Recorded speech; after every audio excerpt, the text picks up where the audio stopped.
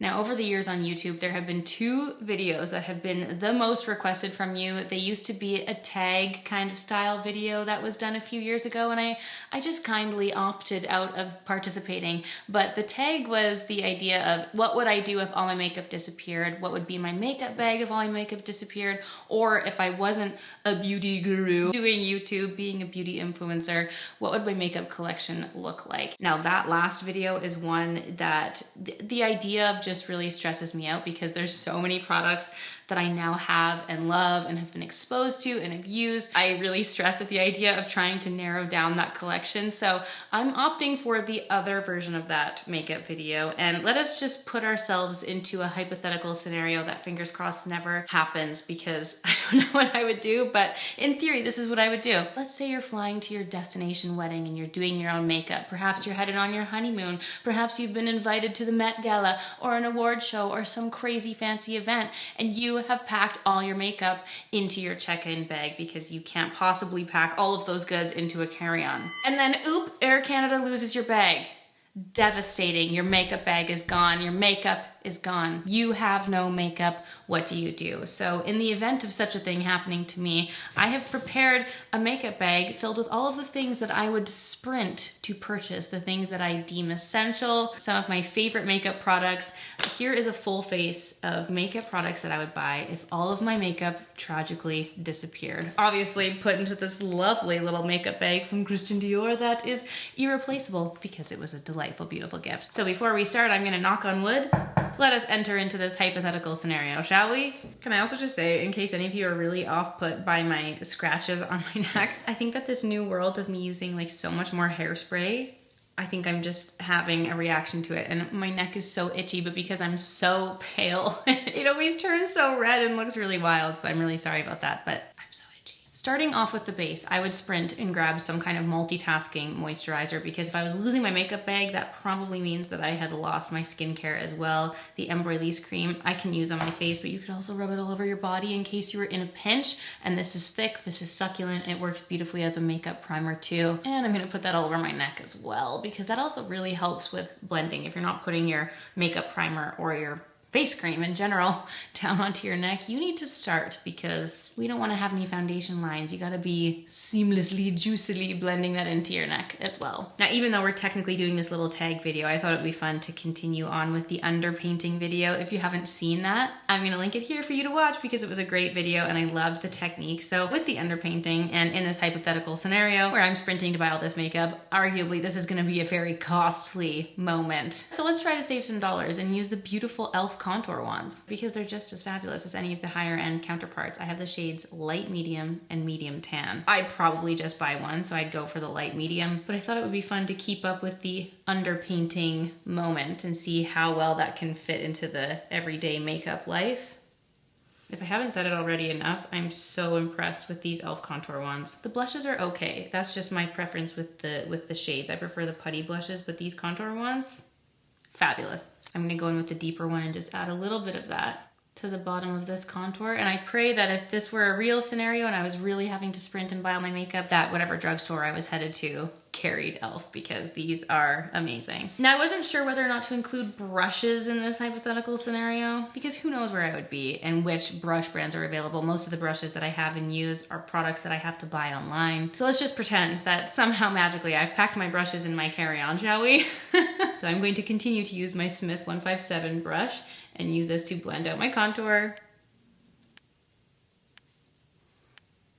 I did a little bit more blending this time because I felt like I had still left the underpainting contour quite heavy in that previous video, so here we are. At this moment in time, if I had to pick one concealer, I would probably sprint to the Armani Luminous Silk Concealer because it just never leads me astray. It also goes with the base that you guys know I would inevitably pick up, and I have this in the shade 5. This is the lighter shade, whiter shade, and I think that if I was stressed and worrying, I probably wouldn't want to fuss with two different shades, so this is a really nice like in-between shade for me. It's not the brightest concealer I have, it's not the deepest concealer I have, but I can use it all over my face, and it's not necessarily the best one for dealing with breakouts, so hopefully I would have had my skin in order if this ever happened to me. But overall, it's just one of those trusty, handy, reliable concealers that I can use all over my face and I don't have to worry about. So definitely one that I would run to grab.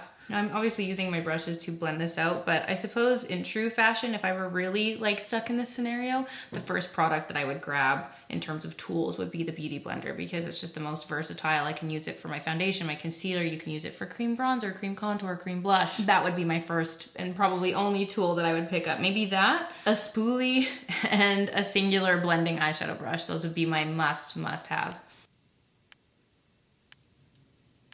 Now for the foundation to go over top of this, I wouldn't bother with getting 2 shades of foundation either. I would just get one. I'd get the same shade as my concealer, the Armani Luminous Silk Shade 5. I would also get this in the new mini size because I just think it's perfect. But it would also depend on what I was doing, because maybe if it was like a summery, hot weather kind of land, I might be tempted to pick up the Chanel Le Beige, because this is just that beautiful lighter. Looks like your skin was just blessed with natural water, juicy hydration. It's so beautiful. So kind of depending on what I was doing, if it was an event, I'd be going for this. If it was just every day, I might be going for this, because it wears nice. It's not nicer, it's different. This is what I would opt for my daily use. This is more fancy. So because we're feeling fancy, let's go with the fancier option.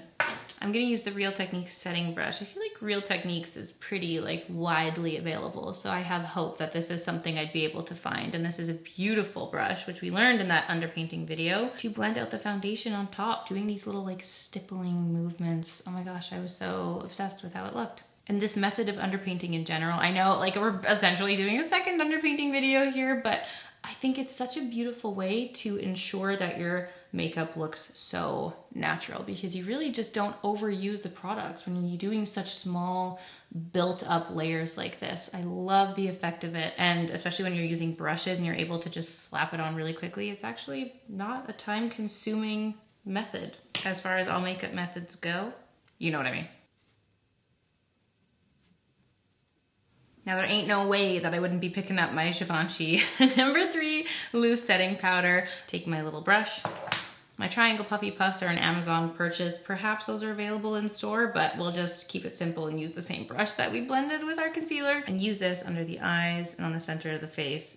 Like now that I have this powder, I just don't see how I could turn back. Something would have to be pretty flippin' fabulous for me to look away from this powder now. It just does magic on the face, really, really, truly. Now for blush, if I had to choose one, it would need to be a neutral blush that I would happily use during the day, happily use during the night, probably something with a little bit of glow, so I wouldn't necessarily have to worry about using a separate highlighter. The one that comes to mind right now is the MAC Glow Play blush. This is in the shade Blush Please, and this is just one of those beautiful, neutral, has you covered for everything, looks good no matter what, kind of hard to mess up, and just is a beautiful neutral shade that would cover you if you needed to go out at night. You could wear it lightly during the day. It makes your skin have the most beautiful, glowing, natural flush. And at this moment in time, it's just a blush shade that I am loving right now. So this was one that was at the top of my mind when I thought of purchasing one blush.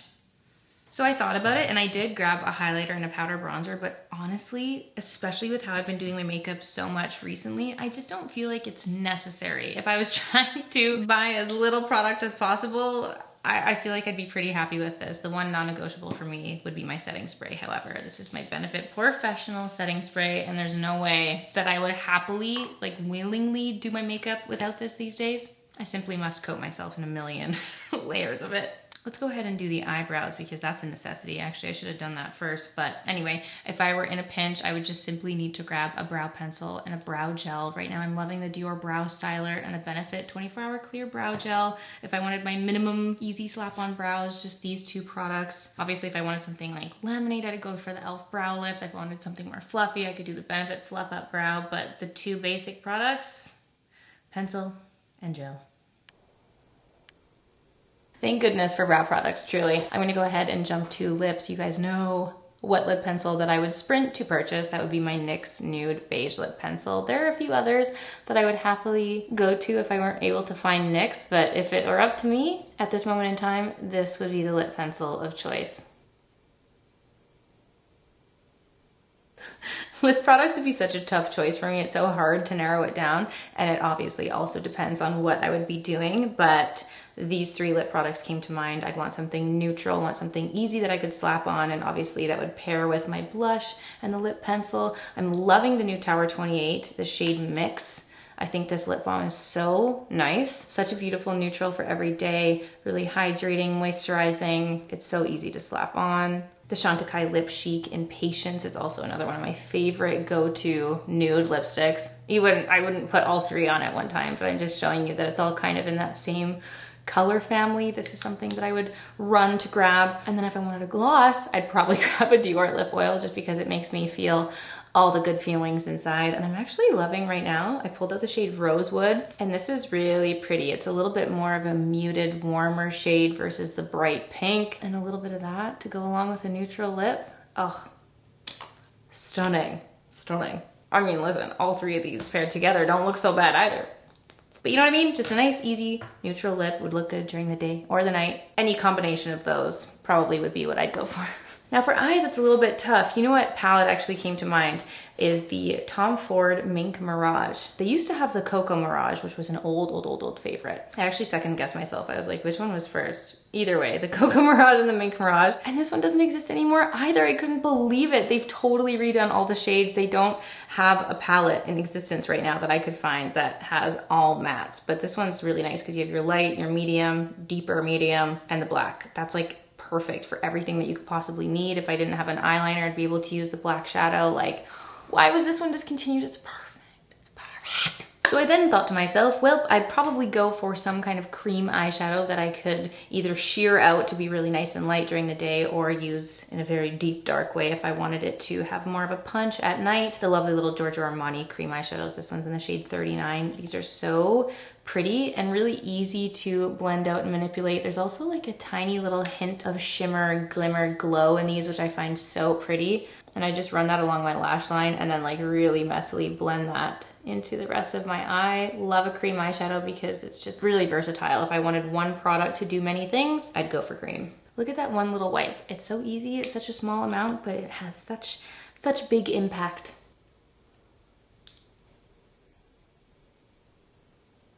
If I was feeling extra fancy and simply had to put some kind of glitter on my eyes, I'd probably right now pick up the Stila Smoldering Satin, especially to complement this shade 39. I think this would be so pretty. Obviously not necessary. You could also just use a face highlight if you use that. You could also use the blush or just none at all. But if you wanted a little extra shimmer, if it was extra special, this is such a pretty shade. And I just pat a little bit of that on the center of my lid and call it a day. Maybe a little bit more. For mascara right now, ain't no way I'd be going without the Estee Lauder Double Wear Mascara because this is just smudge proof, absolutely no stress, no fuss, no raccooning, beautiful, separated, lifted lashes, love, would run for this. And then $12,347 later. So those are all of the products that currently at this point in my life I would run out and repurchase and pick up if I needed a full face of makeup. If all of my makeup disappeared. Were you expecting these picks? Probably. I'm a very predictable human being. And I'd love to hear what some of your favorite products are. If all your makeup disappeared, what would you run out to repurchase immediately? Very happy with how this makeup turned out. Definitely a huge pile of all of my favorite things. And dear Air Canada, that would be a very expensive bill for you. Please do not lose our suitcases.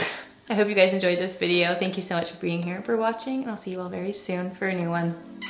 Bye!